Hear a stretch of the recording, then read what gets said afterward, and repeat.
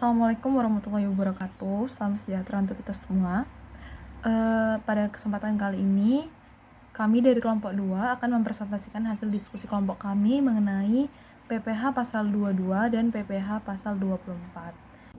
Perkenalkan, nama saya Arini dengan NPM 2301301010218. Perkenalkan, nama saya Hendro Nugroho Wicaksono dengan NPM 2001 30 10 196.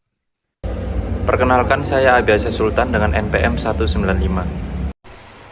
Perkenalkan, nama saya Chandra Ali Mardiansa dengan NPM Akhir 198. Saya Egidya Renata Pasaribu dengan NPM 23013010210. Pada kali ini kita terlebih dahulu akan membahas PPH pasal 22. Di kesempatan kali ini aku akan membahas yang lebih spesifik, yaitu PPH pasal 22 non-final. Apa sih pasal PPH 22 non-final? Itu adalah salah satu jenis pajak yang dipungut atas penghasilan tertentu, di mana PPH pasal non-final berarti pajak yang dipungut saat terjadinya transaksi, namun jumlah yang dibayarkan tidak menjadi bagian dari penghasilan kena pajak atau PKP wajib pajak penerima. Nah, artinya itu wajib pajak penerima tidak perlu lagi menghitung ulang pajak atas penghasilan yang sudah dipotong PPH pasal 22 non-final. Lalu apa sih perbedaan PPH pasal 22 final dan PPH pasal 22 non-final? PPH pasal 22 final ini adalah pajak yang dianggap sebagai akhir dari perhitungan pajak, sehingga wajib pajak penerima tidak perlu lagi menghitung pajak atau atas penghasilan tersebut. Sedangkan PPH pasal 22 non-final adalah pajak yang dipungut hanya sebagai pemotongan awal. Wajib pajak penerima masih dapat melakukan perhitungan pajak yang lebih final dalam SPT tahunan. Jadi PPH pasal 22 final itu adalah akhirnya, di mana wajib pajak tidak perlu lagi menghitung. Nah, sedangkan PPH pasal 22 non-final adalah bagian dari pasal PPH pasal 22 final yang belum selesai, sehingga akan dilakukan penghitungan ulang pajak yang lebih final dalam SPT tahunan. Selanjutnya kita akan membahas dasar hukum PPH pasal 22, di mana dasar hukumnya yaitu Undang-Undang Nomor 36 Tahun 2008 yang berbunyi PPH pasal 22 adalah bentuk pemotongan atau pemungutan pajak yang dilakukan terhadap wajib pajak dan berkaitan dengan kegiatan perdagangan barang dalam pasar internasional yang memperjualbelikan barang-barang mewah. PPH pasal 22 dikenakan kepada beban-beban usaha tertentu, baik milik pemerintah maupun swasta yang melakukan kegiatan perdagangan ekspor dan impor ataupun reimpor. Jadi adanya tujuan dari pasal PPH pasal 22 ini diperlakukan untuk barang-barang mewah dalam pasar internasional. Nah, kan sekarang itu lagi trennya teman-teman beli barang-barang yang dari luar negeri lalu dimasuk ke dalam Indonesia. Nah, barang-barang tersebut akan dikenakan pajak sesuai PPH pasal 22.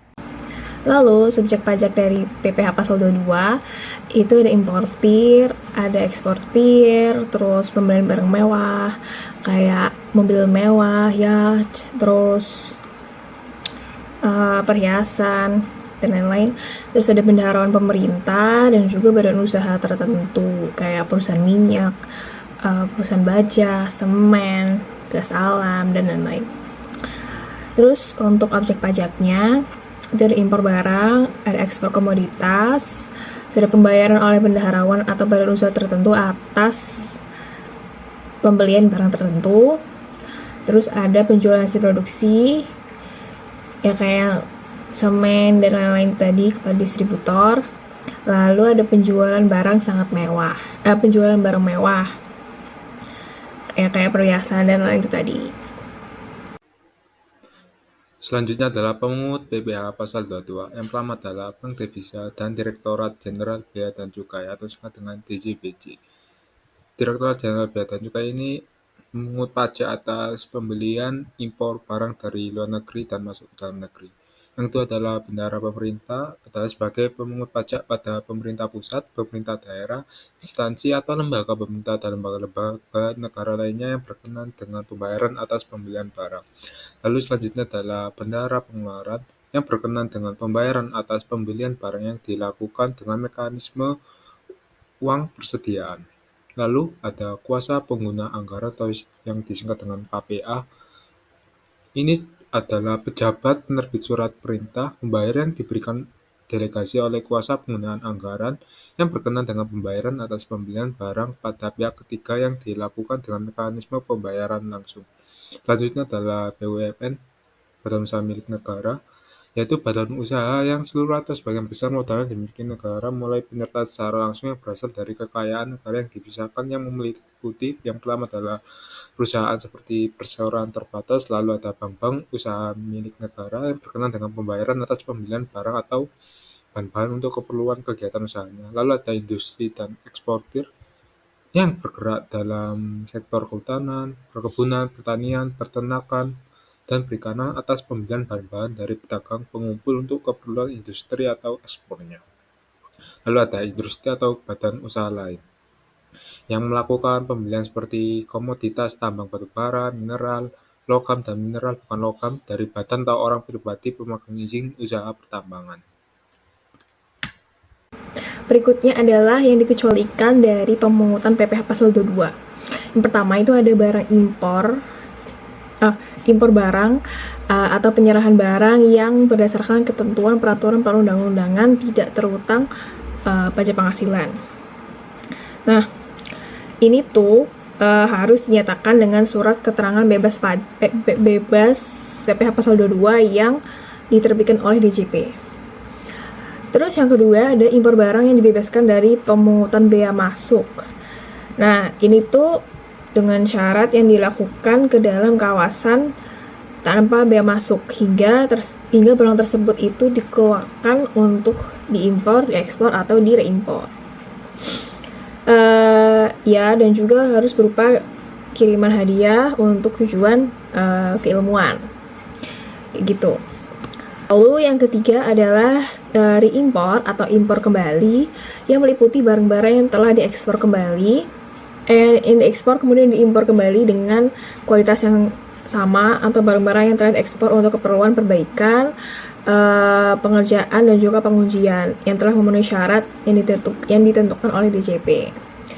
Terus yang keempat itu ada pembayaran yang dilakukan oleh pemungut pajak yang berkenaan dengan yang pertama itu pembayaran yang dilakukan oleh pemungut pajak, bendahara pemerintah dan KPA atau kuasa pengguna anggaran, bendahara pengeluaran, KPA atau pejabat penerbit surat perintah membayar yang didelegasi oleh KPA.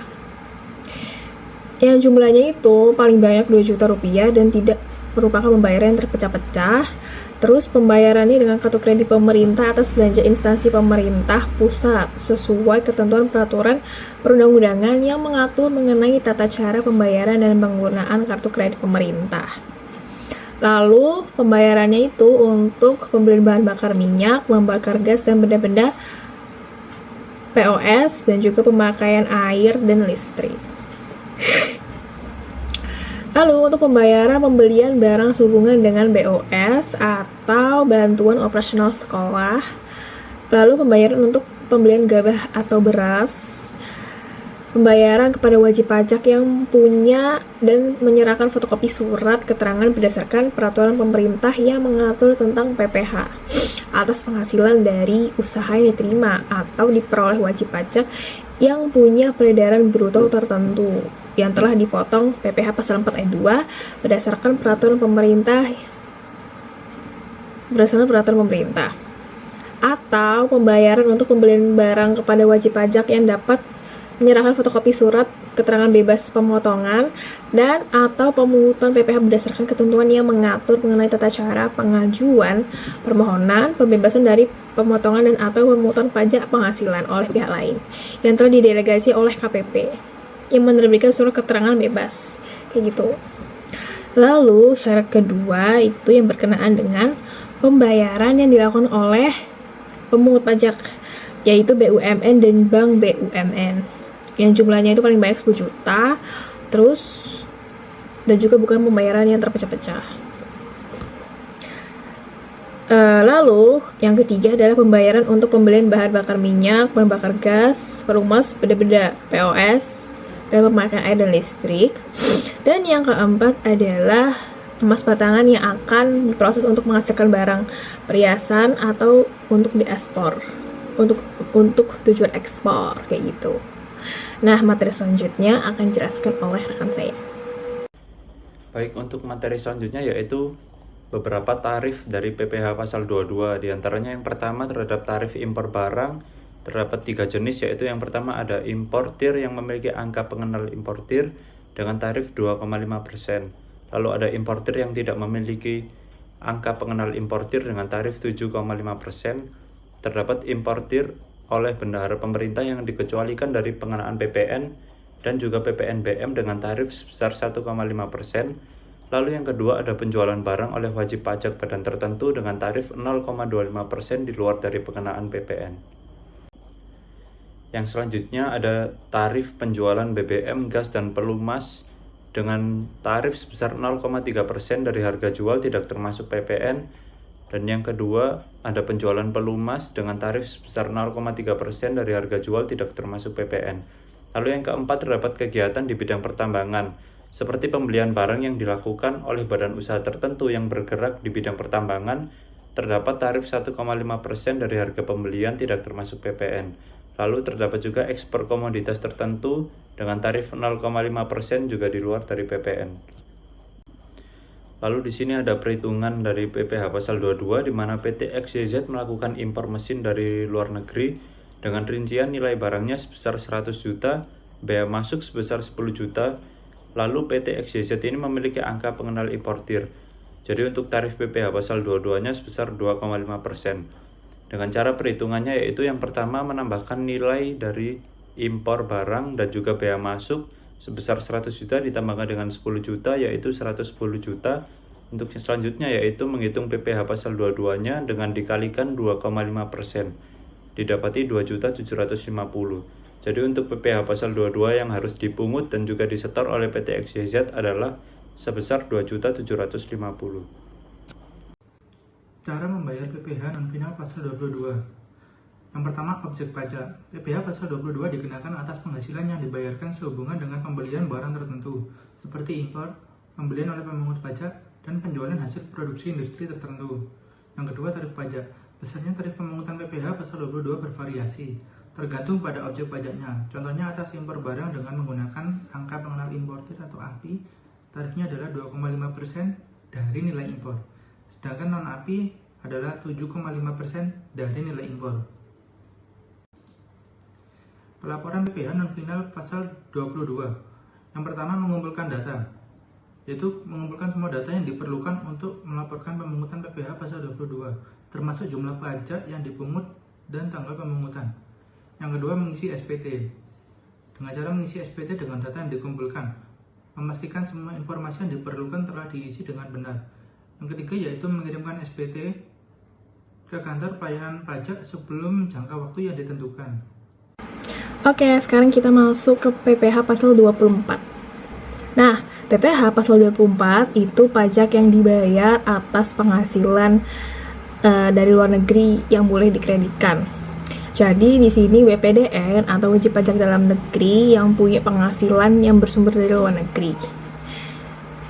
Jadi dia bayar pajak di sana juga, lalu dikreditkan ke Indonesia. Jadi dia nggak bayar pajak 2 kali, tapi dia kayak bayar sisanya aja gitu. Nah, subjek pajaknya of course adalah WPDN atau wajib pajak dalam negeri yang penghasilan dari luar negeri. Terus objek pajaknya adalah penghasilannya itu yang bersumber dari luar negeri.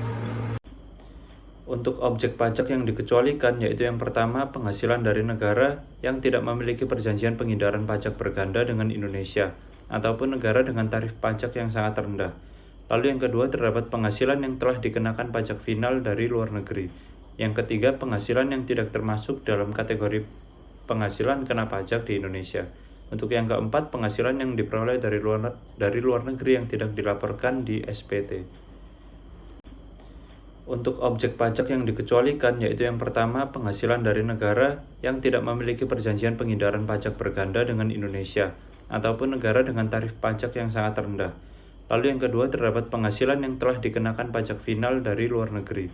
Yang ketiga penghasilan yang tidak termasuk dalam kategori penghasilan kena pajak di Indonesia. Untuk yang keempat, penghasilan yang diperoleh dari luar negeri yang tidak dilaporkan di SPT. Tarif PPh non-final pasal 24. Yang pertama yaitu untuk wajib pajak orang pribadi, tarif PPh progresif yang diterapkan pada penghasilan kena pajak dalam negeri yaitu 5% untuk penghasilan hingga 60 juta.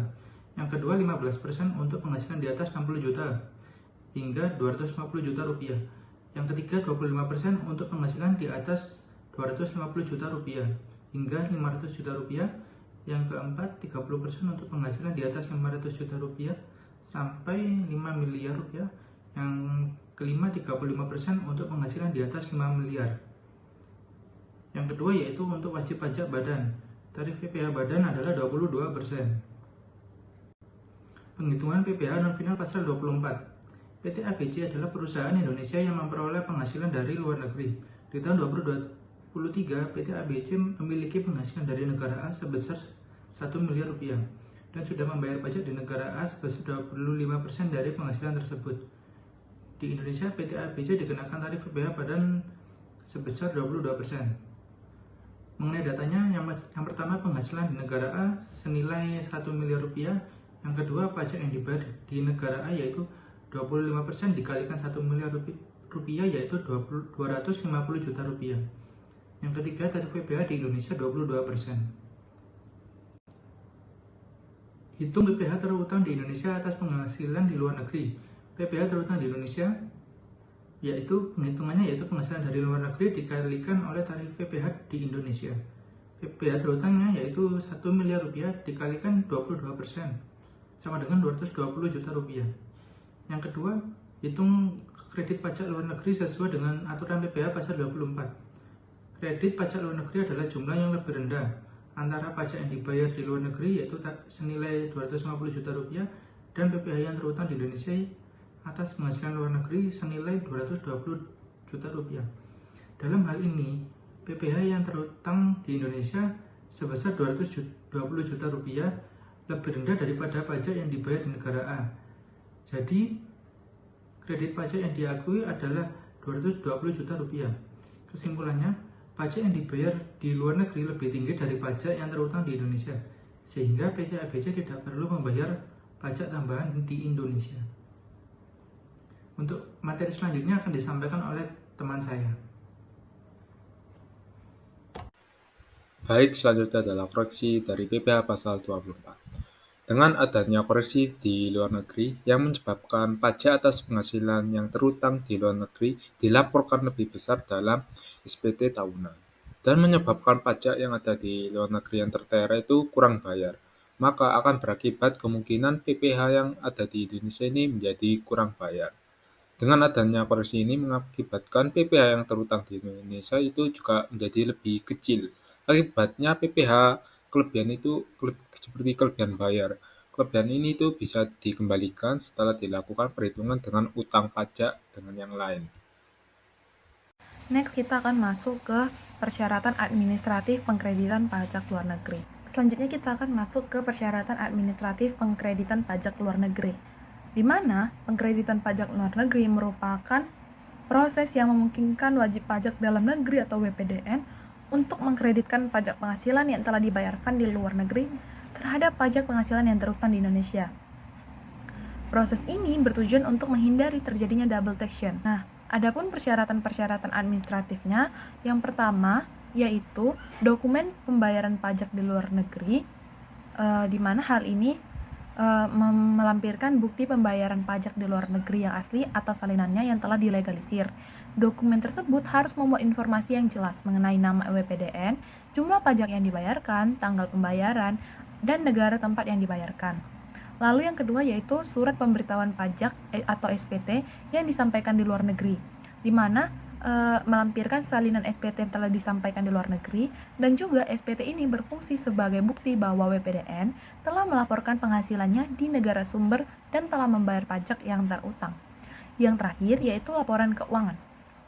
Salinan laporan keuangan yang berkaitan dengan penghasilan yang berasal dari luar negeri, dan laporan keuangan ini berfungsi untuk memverifikasi jumlah penghasilan yang diterima dari luar negeri dan jumlah pajak yang telah dibayarkan. Untuk sumber yang aku bilangin tadi itu berasal dari Keputusan Menteri Keuangan Republik Indonesia nomor 640 garing KMK titik 04 tahun 1994 tentang kredit pajak luar negeri Menteri Keuangan Republik Indonesia. Nah, untuk detailnya kita bisa lihat di pasal 4 ayat 1 dan 2 tentang persyaratan administratif pengkreditan pajak luar negeri. Next kita akan masuk ke persyaratan administratif pengkreditan pajak luar negeri. Selanjutnya kita akan masuk ke persyaratan administratif pengkreditan pajak luar negeri, di mana pengkreditan pajak luar negeri merupakan proses yang memungkinkan wajib pajak dalam negeri atau WPDN untuk mengkreditkan pajak penghasilan yang telah dibayarkan di luar negeri terhadap pajak penghasilan yang terutang di Indonesia.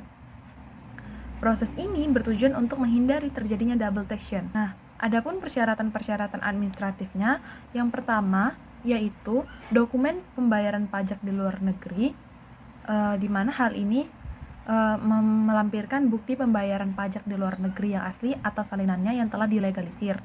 Dokumen tersebut harus memuat informasi yang jelas mengenai nama WPDN, jumlah pajak yang dibayarkan, tanggal pembayaran, dan negara tempat yang dibayarkan. Lalu yang kedua yaitu surat pemberitahuan pajak atau SPT yang disampaikan di luar negeri, di mana melampirkan salinan SPT yang telah disampaikan di luar negeri, dan juga SPT ini berfungsi sebagai bukti bahwa WPDN telah melaporkan penghasilannya di negara sumber dan telah membayar pajak yang terutang. Yang terakhir yaitu laporan keuangan. Salinan laporan keuangan yang berkaitan dengan penghasilan yang berasal dari luar negeri, dan laporan keuangan ini berfungsi untuk memverifikasi jumlah penghasilan yang diterima dari luar negeri dan jumlah pajak yang telah dibayarkan. Untuk sumber yang aku bilangin tadi itu berasal dari Keputusan Menteri Keuangan Republik Indonesia nomor 640 garing KMK titik 04 tahun 1994 tentang kredit pajak luar negeri Menteri Keuangan Republik Indonesia. Nah, untuk detailnya kita bisa lihat di pasal 4 ayat 1 dan 2 tentang persyaratan administratif pengkreditan pajak luar negeri. Demikian hasil diskusi kelompok kami. Apabila ada kesalahan, kami mohon maaf. Semoga bermanfaat. Terima kasih.